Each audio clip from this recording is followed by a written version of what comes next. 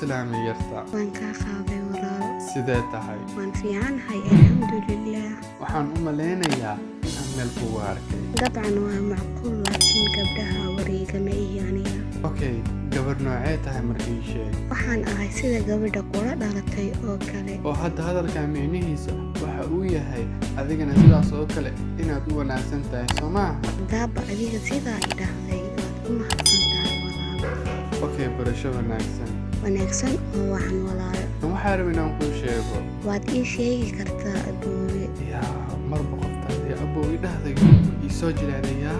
aboowe maxaa keligaaga iskala hadlay. maya in hooyaa waxay i dhahday akhsidan wax kuu sheegaa.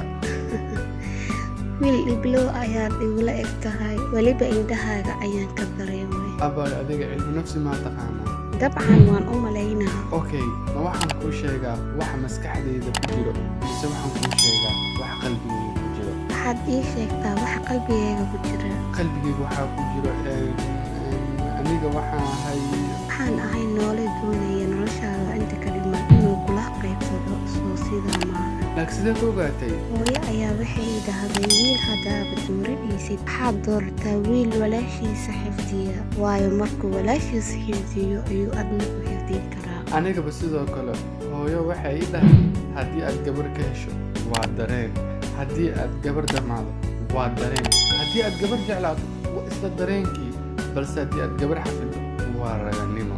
hooyadaa hadalkeeda sax weeye laakiin waan ku baryaa iga fogaanin. aniga ayaa baraba in aan kaa fogaado maxaa yeelay waxaad tahay hadafka niyadayda.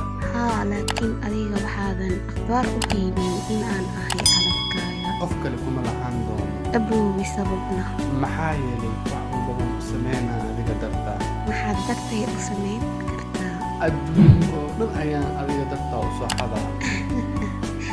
maxaad tug miyaad noqonaysaa. maya maxaa yeelay magacaygu waa nuur waxaan raba dunidan oo dhan in aan kaa kaxaysto diyaar muu tahay. haa nuur aboowe diyaar ayaan u ahay haddaba gacantayda qabo waan ku jeclahay adigoo ii dhow waan ku jeclahay adigoo iga fogna waan ku jeclahay intaba adigaan ku jeclahay laakiin waan ku baryaa weligaa iga fogaan la-aantaad ma noolaan karo.